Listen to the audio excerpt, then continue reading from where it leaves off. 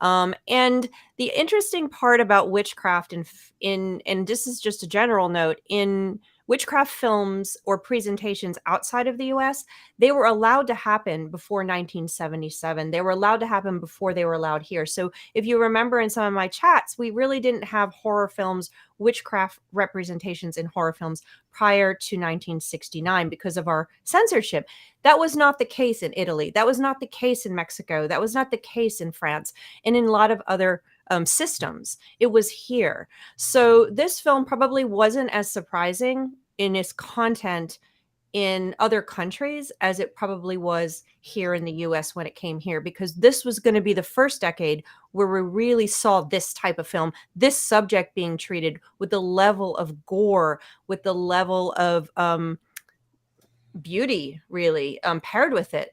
You did not see this prior to 1969 in the US. So it would have shocked American viewers more than it would shock viewers outside of the US. That being said, I think it stands at the test of time.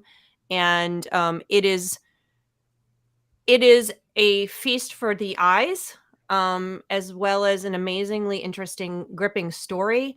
And also, in so many cinematic ways, it's perfect as a horror film. And so we can talk about that. I'm going to really get my film student hat on here, along with my ballet bun, because it really is. And everybody needs to see this film if you like horror at all. You need to watch this film and study it closely. That's what I have for you today.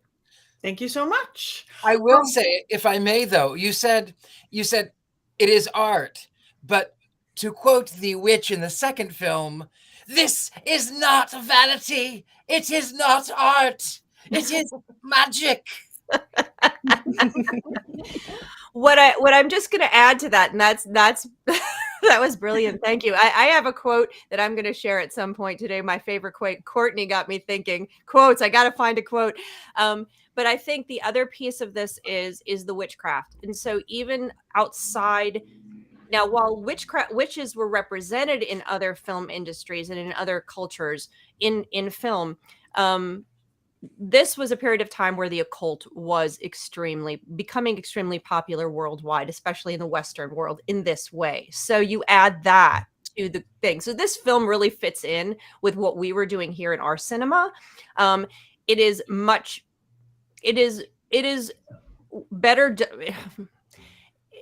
It is a piece of art on par with Rosemary's Baby and Carrie, where most of our witchcraft were not. And by the 1970s, I can add this in just for a piece of tidbit comparing. By the late 1970s, when this came out, our film industry had moved on from this type of film. So that's just an interesting piece. They were making other things, but this is an auteur film, and an auteur film means it's a piece of art. That was beyond the boundaries of just getting tickets, just wanting to sell tickets. It is beautiful in a way that most films are not. So I'll be quiet now. Thank you. Okay. Does anybody want to volunteer to go first on their review and talk? Richard-Lael? I have quotes. Okay, Courtney. Courtney, we'll go to Courtney and her quotes. Okay, should we tell anybody what this is about, or the brief? I can tell you what it's about. It's about 90 minutes too long.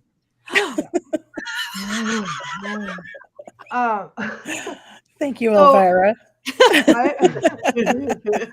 I have to say that, like, as we've all discovered, together as a group, the 70s were not my decade for films. I don't appreciate them the same way that everybody else does. I'm firmly a 90s kid, so my generation came after, and I think I look at these films differently. But having said that, I see a lot more in this one than I have in any of the ones that we've watched recently, enough so that when it was over, I felt like I did want to see the remake, because I feel like I would connect with the remake differently, because the story was there for me in this one. And there were a couple surprising parts that made me feel like if it was a little bit more modern, then I would have enjoyed it a little bit more. But what I did notice is that as I was watching it, and usually, like, I sit at my computer and I have my two screens up, and just to try to stay awake to avoid another Witch of the Sea incident, I will have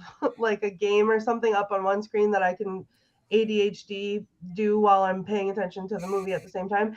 And this movie got to a point where I stopped the game and I just watched the movie. And it was, so that to me says volumes for this. But quotes, guys, I was screaming laughing at a lot of parts in this movie. But first of all, Miss Tanner is my favorite human being on earth.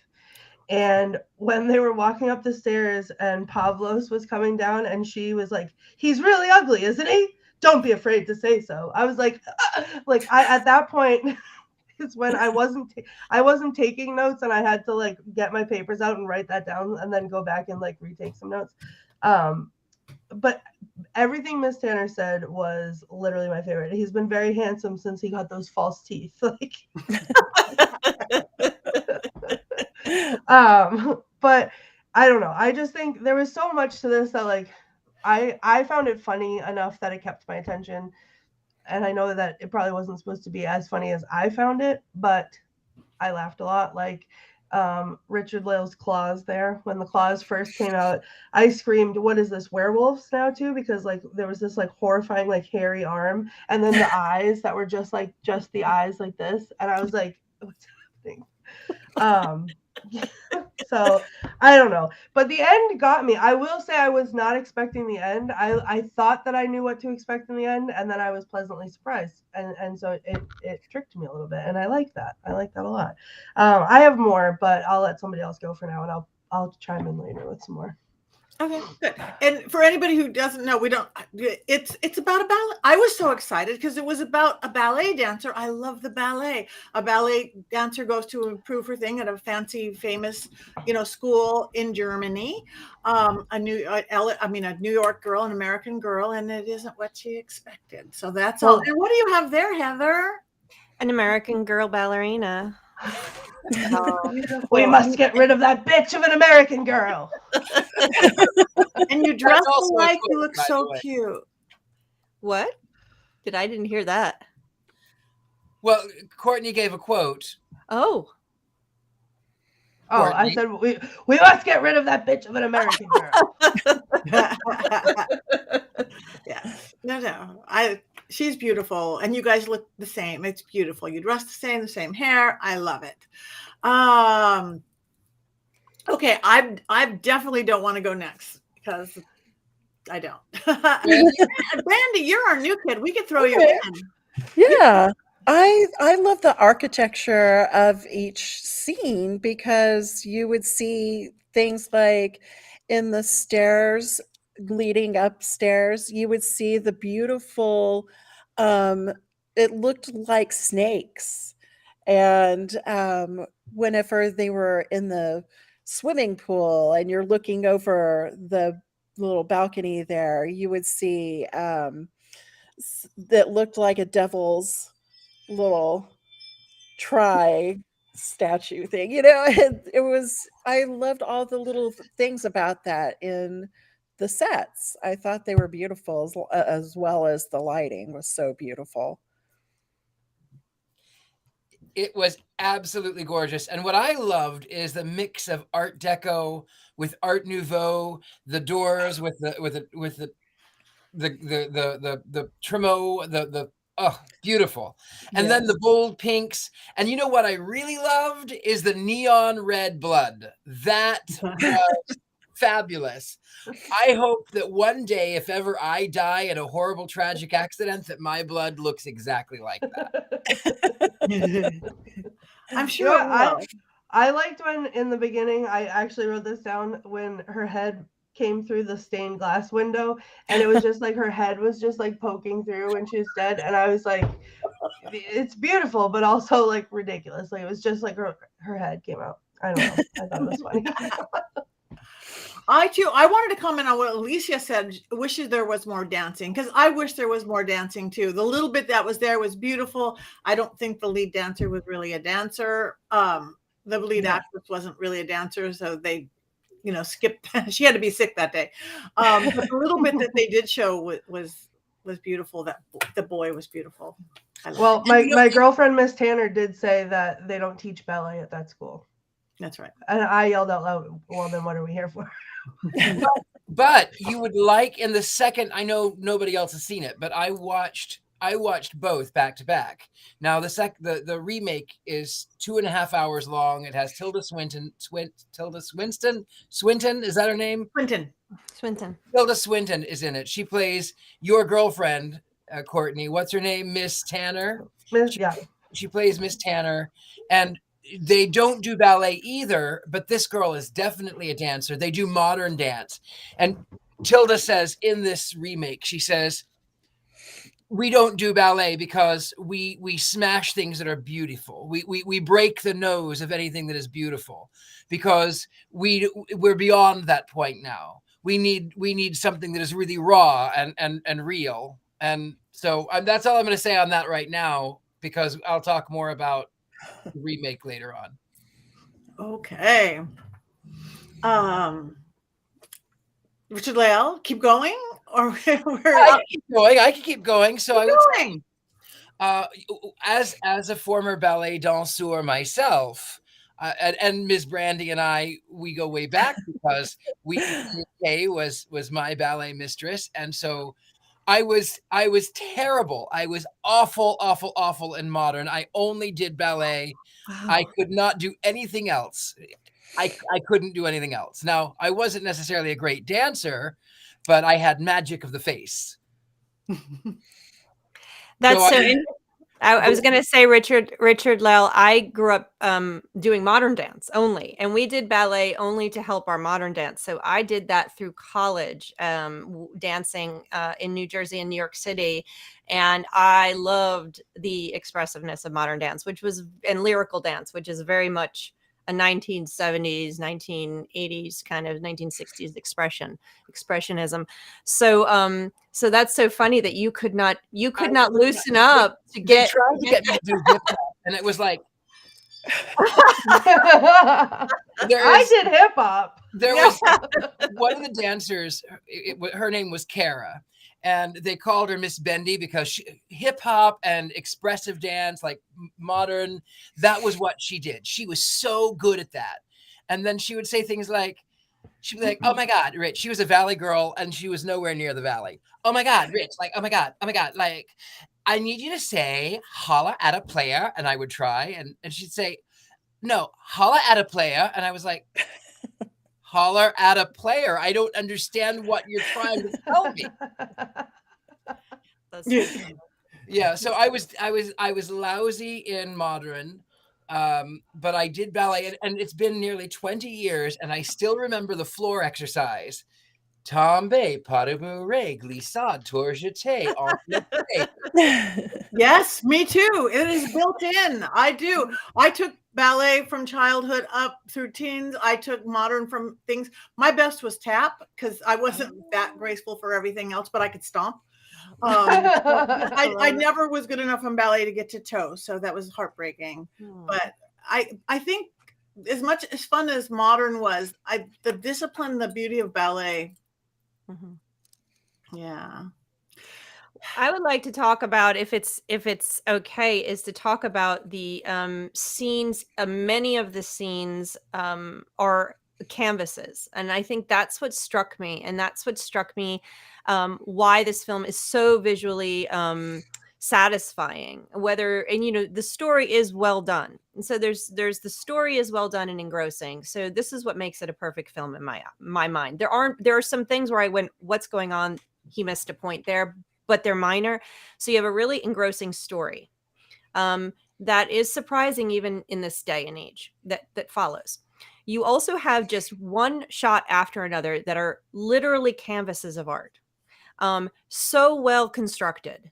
Like Brandy said, the colors are amazing, and each scene is so visually rich, with so much stuff going on. And despite the fact that a lot of these scenes are so busy, you still are focused on what is going on, which shows brilliant cinematography, that you could create a scene with so much in the background. And if you think about theater, if you put so much in the background, it's hard to focus on the characters. He was able to do this. The cinematography is brilliant, where you actually have canvases, each one, with the colors and the large palettes and swashes, with the different textures. And almost what struck me is that you have this mishmash of styles of art. You see Art Nouveau in the architecture. You see Deco in the architecture. You see modern, more contemporary modern stuff from the 60s with the different mods. You see there was also some Escher, I think, on one of the walls. So you see this mishmash of different art styles as well coming together with the color, that it becomes like every time they do a shot, you're in another painting. So I think that's one of the beautiful things. And he's able to time that. The third thing I really struck me about this was he was able to time this, and not all horror films can do this well, is he was able to time the horror perfectly. He gave you the downtime exactly to the minute, to the second right, to get you to jump, to get you to be shocked. And that is something that's so difficult. My very first film mentor in film school said, one of the things, if you want to be a good filmmaker, is to practice the drums, is to study being a drummer, because being a drummer is knowing rhythm, and that's what you need to be a good editor, is rhythm. And this is perfect. If you watch the death scenes, he gives you the build-up, the fear, and then he backs you down perfectly for an amount of time where you can relax before you have the next jump for the fear again. And it is a rhythm, and it is perfect. And so I think that's what makes this an exceptionally good film, an artistic and beautiful and exceptionally good film, is because he's got those three things. He's got the story, he's got the beautiful art to look at, and that's deep, and then he's got the timing. And that's everything in editing, in film editing, is that timing, if you to keep your audience going. So that's my film student discussion for you right now. Can I jump in on some? Oh, sorry, Richard-Lael, go ahead. No, go on. Well, I was just going to say one thing that I do have to give kudos on, one particular scene, and there's a reason I'm going to say this, but the maggot scene. So one of my favorite film studio that makes scary movies is A24. I've talked about it before. One of the things that I have been very vocal about that I like that they do is they put the uncomfortable image on the screen, but they don't flash it just to surprise you. They make you look at it, and they make you sit with it and like really look at it. And so I did appreciate, as much as I hated it and it felt like nails on a chalkboard watching it, that's what it was supposed to do. But like, I do appreciate how that scene in particular, it never stopped. It went on and on and on and on and on and on to the point where it was like, I really felt like I was going to be sick and I have to look away. But like down to like the crunching, because the first thing I thought of when they went up there is they're going to step on the maggots. And I was like, oh God, no, like, oh, the stepping on the maggots. And then it took a second. And then I was like, oh, maybe I'm safe. And then it was the close-up shot of the foot crunching the maggots. And I was like, are you kidding me? Like, it came out right out of my brain. He did not allow you to back away from his fear moments. He did not. And it wasn't, and I had to turn away for a couple of the more gory moments, but he did not. He kept you right there brilliantly.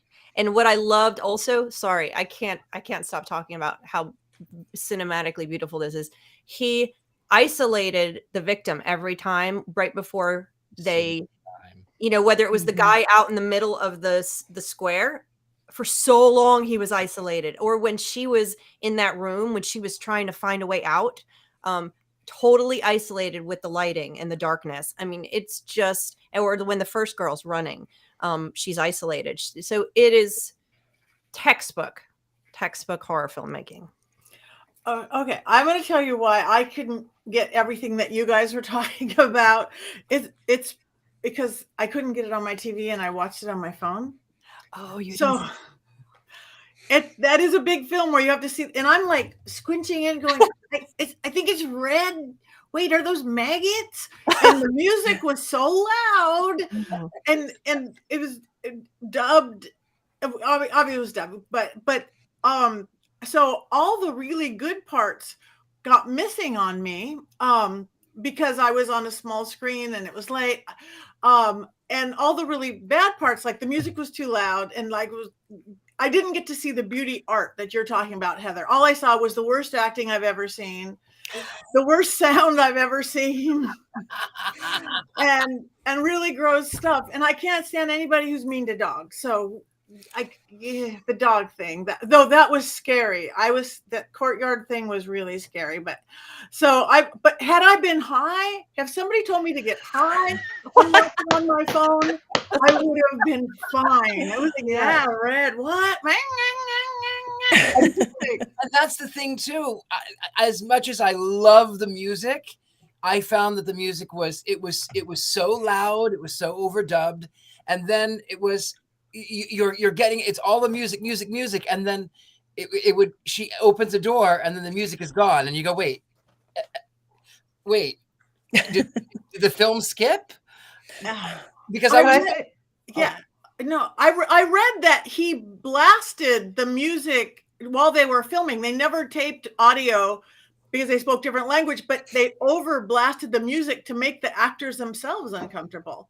But I was uncomfortable because I'm not an actor.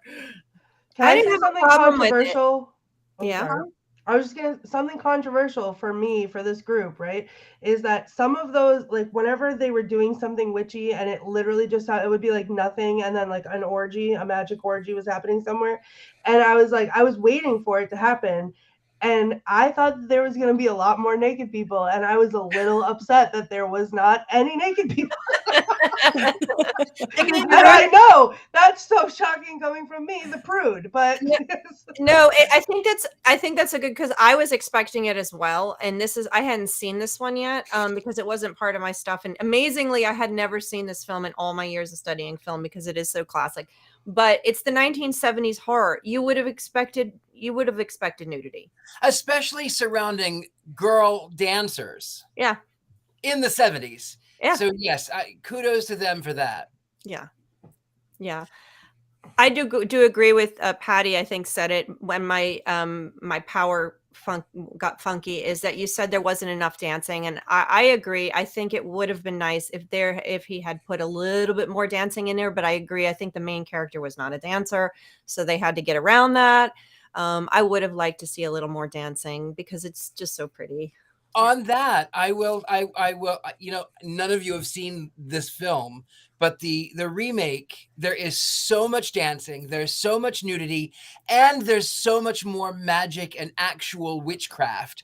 So as far as you haven't seen it, so I can't give too much away, but the remake 2018, I think, is I like it for different reasons. So it's not as visually beautiful. It takes place in 1977, the year that the original one came out. It takes place in 1977 in Berlin. And so you've got the East and West Berlin dichotomy going on. And then this girl, she the American girl, she actually was raised as a Mennonite, and her family was very, very religious, very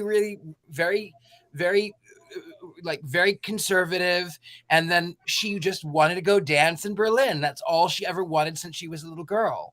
And so she's already got this religious trauma, and then she breaks from her family and she just goes to New York, where she sees Tilda Swinton's character, Miss Tanner, perform on stage, and she memorizes this dance just from watching it a couple of times on stage, and then also just by reading about it. She was able to perfectly memorize the dance. There's a lot of dancing. It's modern, but there's a lot of dance. It's beautiful. There's a lot of nudity, and the nudity actually works in this film. Like it's beautiful. You will love it. It's different reasons. It's a different film. It's a completely different film. The plot line is a little bit different. I cannot recommend that enough. I love both. You are missing out by only watching one. They're both really, really good films. From what I understand is, and I didn't get the details on why, we'll have to look that up, but Argento did not like the second film. So, and I can't, I don't, I have to, I'm not going to speculate because I haven't seen the second one, but I think he just recently came out and said it. I think the notes that I found are from like within the last week that he came out, or maybe they're just talking about it now, but he did not like the second film, which, is not surprising. I mean, not surprising, but also because the horror is more palpable. So in his original film, it's very artistic, as we said, and it's perfectly timed, and it's scary in and of itself. But what I do give him is that you don't actually see the witch. You see her claws. You see the little elements. But in this film, you actually get a chance to see the witch, and she is as grotesque as one would imagine, which in showing the monster, it takes away from the power of the monster. So, and maybe that's what it is. Also, it is 2.5 hours long. It's a very long film. It's entertaining. I feel like it's a mix of Black Swan and The Shining. So if you are a fan of either of those, you will really like the remake. See, that's exactly what I was expecting from this one going into it, from what I had heard of. And I think what I had heard about it, I heard of the new one. So that tracks. But that's what I was expecting, like Black Swan with more horror and more gore and more blood. And I feel like that missed a little bit. I also think, not to like completely derail this, but like part of what I struggled with so much in this movie was that Susie was so unlikable. She was, for me, she was the most unlikable like main character I've ever come across. And I always I love that in these witch movies that we talk about, that like coming into their own power moment and like all that. We've talked about that before. And I didn't want to see that in this movie. I wanted her to die. I like, not really, but you know what I mean. Like, I didn't want to see her win. I was rooting for the evil in the movie because she was so painful to watch. She was so uncomfortable. Maybe that was part of it, and I just missed that. But like, she did remind me a little bit of Margot Kidder. Like even on the acting level, she was, and you know, I'm not going to say anything bad about Margot Kidder, excepting the fact that I just did. Her acting was along the lines of Margot Kidder. Yeah, I agree with you, and I don't think she was the most likable. You weren't really rooting for her. I think that was more a function in my mind of the acting than it was the character. A different actress could have done more to make her a little bit more endearing. So I think there was that. You don't feel an affinity for her that you maybe should. It's not a perfect film, but there was. I did feel for her when she comes in the opening scene, and it's pouring down rain, and she's trying to get a taxi, and she finally, after the third or fourth car goes by, she finally gets a cab, and then she gets in and she tells the driver in perfect German, "I want to go to this place," and he says, "What?" And she says it again, and he says, "What?" And so she has to show him, and then he repeats verbatim the word that she said in German, as if he didn't understand where she was going. Yeah, I thought that was clever. That was hilarious to me. I thought so too. That was the first moment that stood out in me, and I didn't have to have it on a big screen. See, and I think like for me, it didn't grab me in the beginning at all. Like I was looking at it thinking, what fever dream did I wake up into? And it was, I think it was hard for me to grasp from the get-go. Then in addition to that, it wasn't even like I could get into it because I loved the main character. I got into it because Miss Tanner was my favorite. But then the only one I'm connecting with at this point is one of the bad guys. Like, so that was hard to grapple with the whole time, and having it keep my attention. But also, raging ADHD is my life, and like all of the things, it was almost too much. Like, it was beautiful to look at, but I could barely look at it because I was distracted by the music, or I was distracted by the acting, or I was distracted by like whatever the the bright red blood, like trying to figure out what I thought it looked like. Was it throw up? Was it ketchup? Was it paint? Like, what is it? So I don't know. I didn't hate it, I guess, but it was just I look forward to watching the remake because I feel like maybe I'll connect with that better. You know, it's something that just popped into my head while you were talking about all the stuff going on in the background, and what I said earlier. It's kind of fun that the place where the witches hide are within that busyness. The hidden room, you had to get through all of that busyness in the background to get to where the magic was happening. So I think I just blacked out again. No, you're still here. I No, see. you're there. Okay, so I can't. Oh, there you go. My screen, my actual monitor keeps going black. So all of a sudden, I can hear you guys, but I can't see you. So Mine keeps going. Mine keeps doing that too. Okay, so I'll just assume. I think it's just jiggle your mouse every once in a while because I think my screen keeps going to sleep because it's, even though your screen is having activity on it, it's not. You're not doing anything on your computer. It's weird. I've never had that happen. So I'll just keep talking. Yeah. So my favorite quote, getting to the magic and the representation of the cult here, which of course is negative, and you have a lot of occult tropes in here to suggest stuff. You have symbols here and there. You have things like bats coming in. You have things like maggots. You have a lot of that horror stuff that's going to suggest it. Then she goes, and one of the best horror tropes you find in a lot of horror movies is the scared young girl needs to find out what's going on, so she's got to go to an expert, a PhD, a librarian. It's always male. So of course here she goes to a psychologist, and he says something like he's describing, and he's describing. She goes to two actually, and he says to her something like, "Is witchcraft real?" And he says it's part of this. It's part of a branch of psychology. And this was, and I'm not going to say it right because I didn't write it down, but he said, bad luck is not caused by broken mirrors. It's caused by broken minds. I can't do that like Courtney would do it, but that's the occult. The occult, yeah. I wrote it down. Occult. Occult. So, yeah. Oh yeah, occult. That's right. I'm saying it weird. I was like, oh God, come on. So that was my favorite quote. That bad luck is not caused. Everyone remember this, by broken mirrors. It's caused by broken minds. So that was my favorite quote. And I think this is very much obviously representing magic and witchcraft in a negative way. It wasn't I think Satan was only mentioned once, I think, but it very much had that whole 70s ceremonial magic. This is not fantasy magic. This is not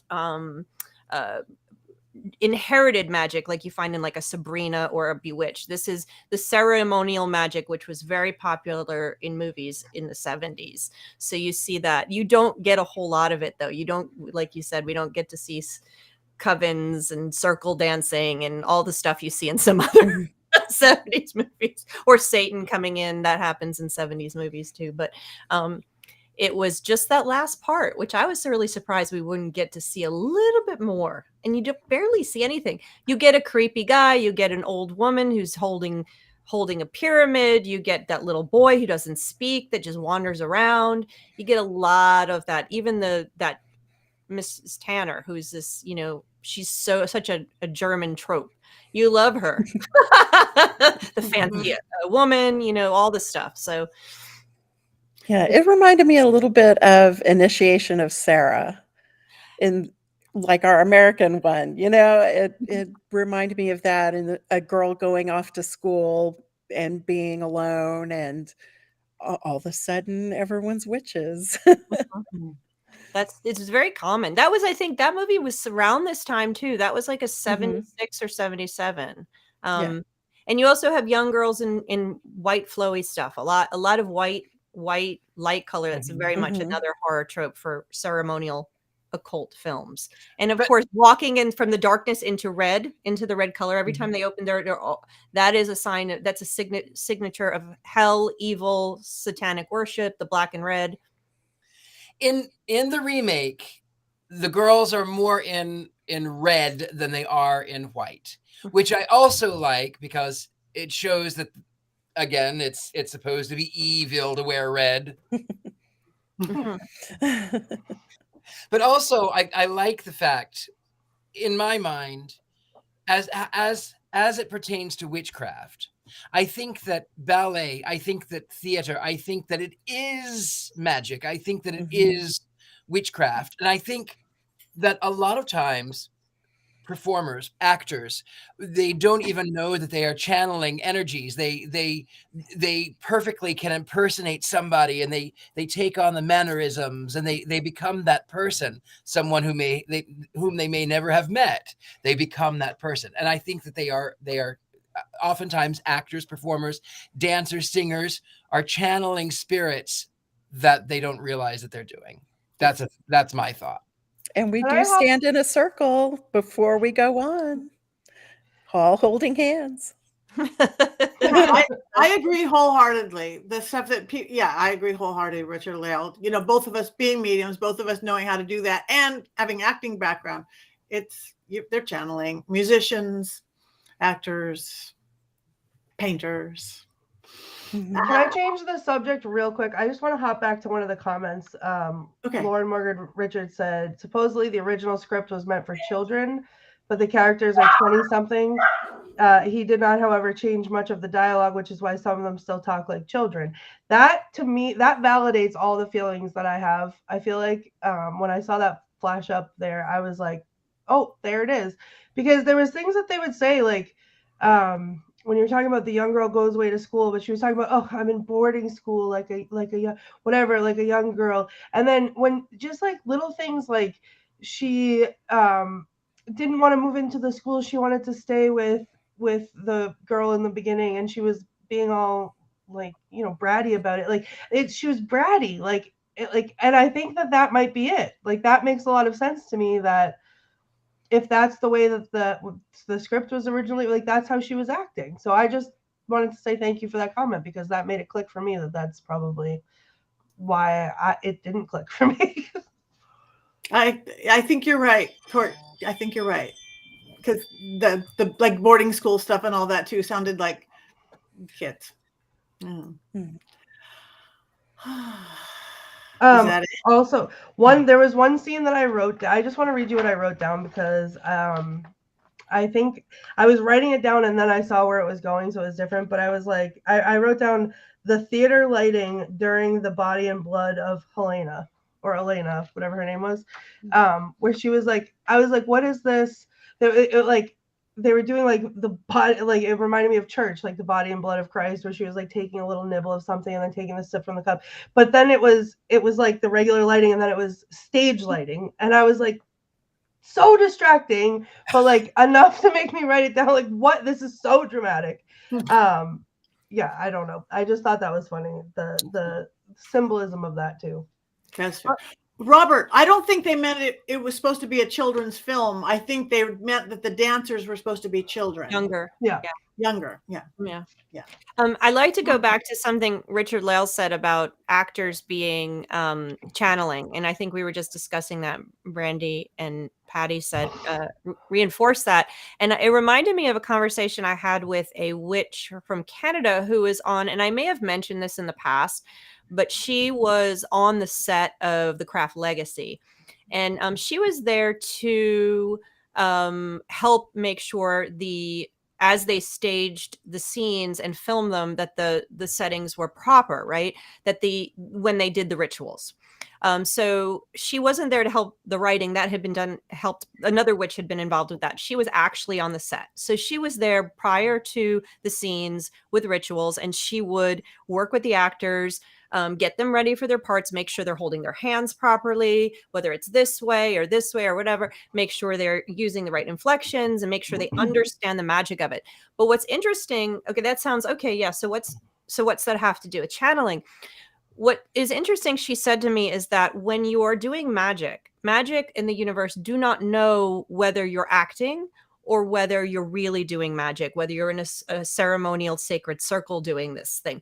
So she was there not only to help the actors portray witches accurately in 2020 when Legacy came out, but she was also there to make sure that if they did channel something, she was there to make sure the scene was protected, the set was protected. So she would do workings before they started in the morning, which could have been at 4 a.m, whenever it was, and to make sure the energy was brought down after the day was done and they closed for the day. So she was there doing that, and she was there during the scenes, watching the scenes to make sure the energy was okay and was healthy, that nothing was channeled that was negative, that couldn't be controlled. So she was on set doing that work as well. So that sort of speaks to your point, I think, that not only are the arts ways to channel energy and whatnot, spell work and stuff, but they are also, if you're doing scenes in witch films where you do have spell work being done or psychic work being done, you could potentially accidentally, as an actor and not as a witch, actually do the spell. So yeah, I on that point completely, yes, 100%. The spirit. My little incident when somebody caught on fire in one of my seances at Marilyn Manson's house, my story I tell all the time, and the guy who caught on fire was so intrigued by spontaneous combustion, he wrote a script about it. This TV medium who did every TV show, yet doing another reality show, and then a portal opened, and then it becomes a horror film, a funny horror film, the kind of like, I wish they would do it and then we could do it. He wrote it with Stephen Norrington, the guy from League of Extraordinary Gentlemen and the Blade series. So it's really good. But I sat down with him for 5 hours and I'm like, Lauren, you can't say that on camera. He's like, but Patti, you said it. I go, I know I said it. That does something. Those exact sounds, that exact chant opens a portal. And yes, spirits, deities, demons don't know the difference of an actor reading a script, a method actor, whatever, and somebody really doing it. They don't know. And that's why horror films get cursed all the time. And you don't want all the actors die at 27 or whatever that is. So if they ever do it, I changed all the words that they sound just as scary or just as magical, but they're not going to open any portals to hell. Mm-hmm. I think that's key to having an occult consultant on the set. But go ahead, Richard. No. I was going to say on that of opening portals. I had a start where I was a celebrity impersonator. Not only did I play Freddie Mercury and Willy Wonka, and I played celebrities, but I always had to have a talisman that was mine so that I could bring myself back to my energy. Because far too often when there are impersonators, they lose who they are and they become solely the person that they're playing. Also with method actors too. We talk about the warnings that what's his name? Heath Ledger was given by Jack Nicholson before he played the Joker. But I knew of some people. I knew a woman who played Marilyn Monroe. That was all she did for a long time. And you would call her at 3 o'clock in the morning, or she'd call and she'd always talk like this, honey. But it turns out that she, at the age that Marilyn Monroe was when she passed away, she booked a hotel room, she stripped herself naked, and she overdosed so that she would be found in the same exact position, dead, as the real Marilyn. And so when you are an actor, when you are performing, when you have to hold on to something that is yourself. You have to have safety, not just in opening portals, but even opening portals in the mind. Mm-hmm. Yeah. Wow. How sad that is. That's powerful. And even the tools that you use, they don't know that it's not real.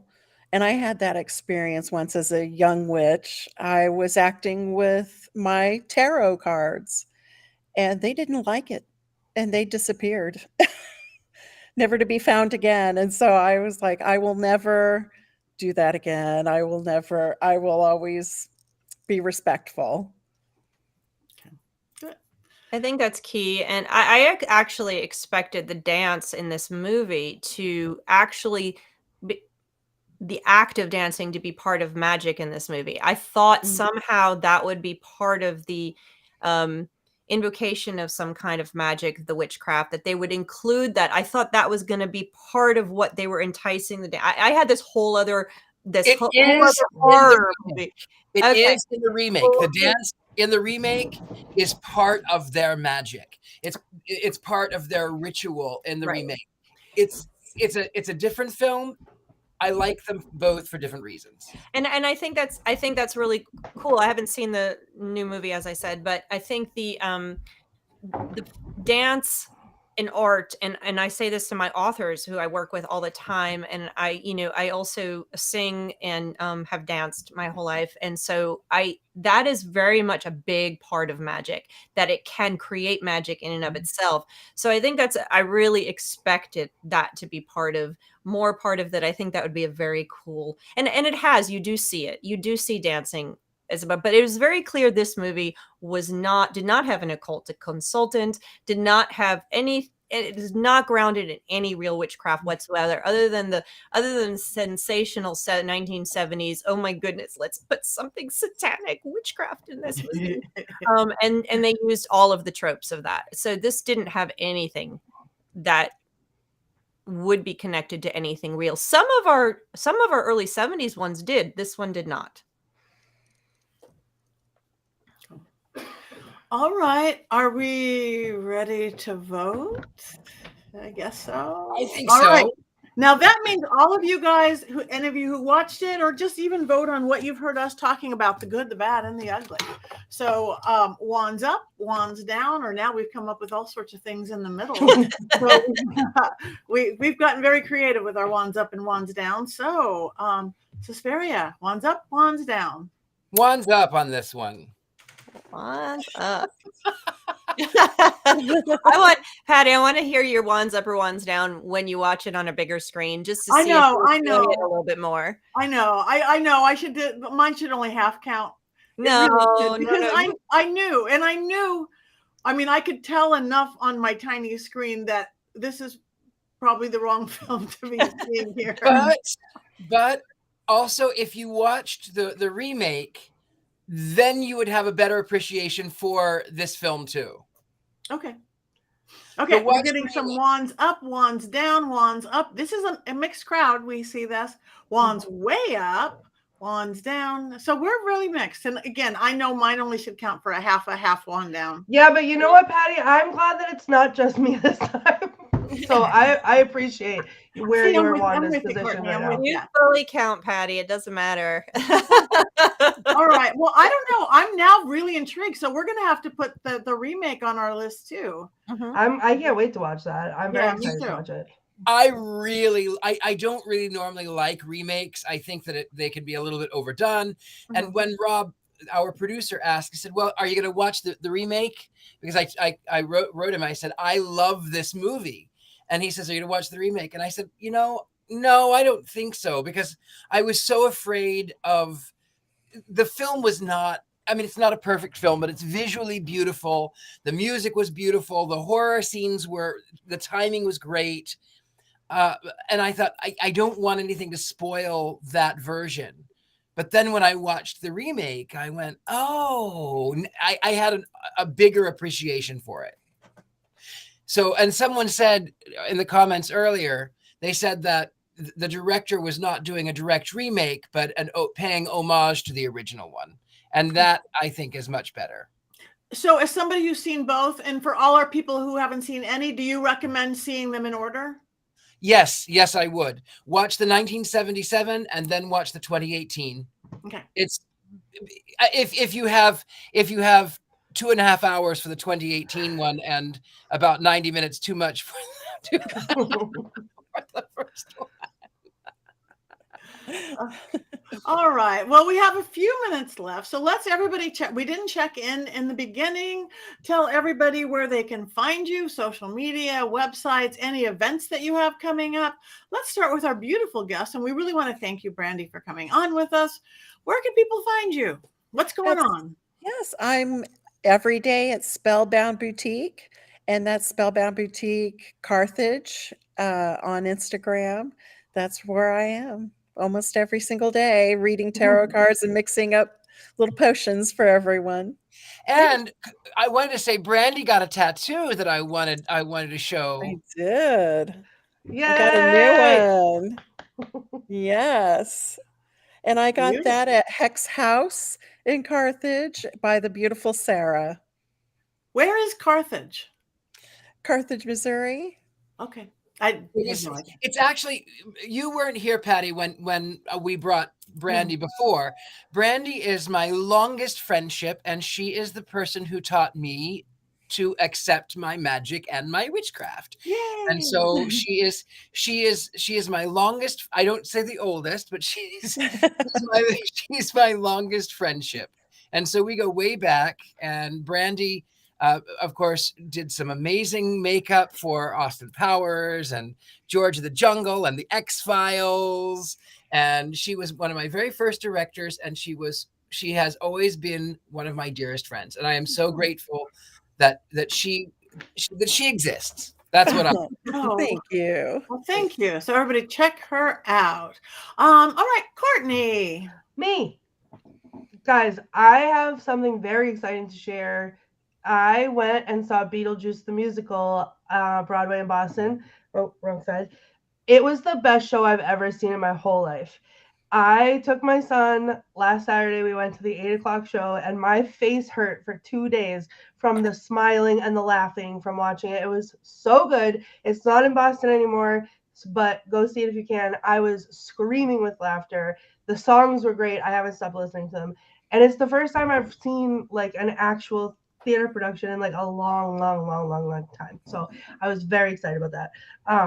And also I'm wearing a new piece of Mystery Control merch. This is the shirt that I requested after Rosemary's Baby, and it's fantastic. It came today, so that was very exciting.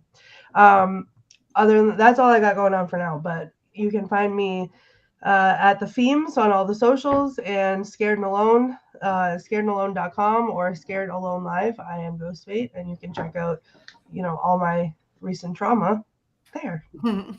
Thank you very much. Richard-Lael. So I am easy to be found. You can find me anywhere gentlemen psychics are sold. Boy band witches, maybe that's me. Don't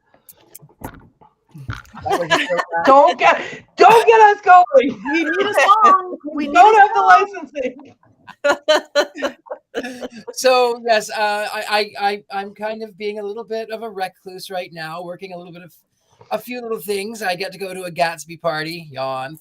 I get to go to a Gatsby party over the weekend, but they don't want me. They just want my car. So that, whatever, that's fine. Free ticket, whatever. But yeah, anywhere, thegentlemanpsychic.com, Richard-Lael, Lillard. Richard-Lael is one name, not two. If I were just Richard, I'd be a dick. So that's about all I have. On to somebody else. Okay. Heather. Everything I have going on can be found at my website, heathergreene.net. There you can find my socials, Facebook, Twitter, Instagram. I post on all of them periodically when I can. I am a journalist, as you might know, and you can find my articles, links to my articles, couple here and there a month, always covering witchcraft and the occult and tarot and all kinds of things in that arena. So I've got a few that I'm working on right now. So stay tuned for those. They'll be posted on usually on Religion News Service is where most of mine go. So it's pretty exciting. And also just popped up is thebewitchedhome.com. I help with some of the designs and the witchy consulting for that site. It is home decor for the discerning witch in your life. Great for gifts. Oh, look at that. We've got one, right? Here's one. These are lovely cell phone holders. Well, or you can actually put like a mini grimoire on them. We actually have grimoire size ones that are bigger, and you can put your grimoire on them or your recipe book when you're stirring your cauldron. But we've got all kinds of other fun stuff on there as well. Ooh, yeah, look at that. Look, we all have them right here. Isn't that funny? It's fun because probably we put our phones on them. So, tarot boxes, all kinds of decor, because witches need home decor too. Yeah. So that's what that is. And other than that, I'm getting ready again. I'm on the board for Mystic South in Atlanta. So people in the Southeast, easy drive. Like if you happen to live in Carthage, and you may want to take a trip to Atlanta to come visit us for a fun with 500 of your closest witchy friends for 3 days in Atlanta is in July. And yeah, there's my book. Thank you. Lights, Camera, Witchcraft. Get that. And you can read along as we talk about movies. Thank you. Thank you. Yes, it's a great book. Thank you. It's big. Okay, my name is Patti Negri, pattynegri.com, and you can get to all my socials from there. I have a book, Old World Magic for the Modern World. You can get it on my website or on Amazon, ebook, audiobook, print. This next week, if anybody's in the Dallas area, I'm going to be at Miracles of Joy in Louisville, doing workshops, seances, private readings. I'm really excited. It's a beautiful little shop in like suburban Dallas area. The next weekend, I will be at Pacific Coast Paracon in Ventura, California, at this beautiful old haunted 1930s, one of those big movie palaces or theater palaces, whatever they were. Perfectly Haunted with Stefan Brigatti, dear great paranormal investigator, one of the teachers at our school, University Magicus, as is Richard-Lael. And then the week after that, I'm going to be in Las Vegas at a place called the Halloween Store and Haunted Tea Room. So I'm really excited. That just booked and is sold out immediately. So the Halloween Store and Haunted Tea Room, it looks really great. Again, doing workshops, seances, private readings. And then I'm home for a few weeks, which is great. But check it out. Check out our school, universitymagicus.com or magicu.org. You can learn witchcraft, psychic development, mediumship, psychic protection. Richard-Lael is one of our amazing teachers. I teach.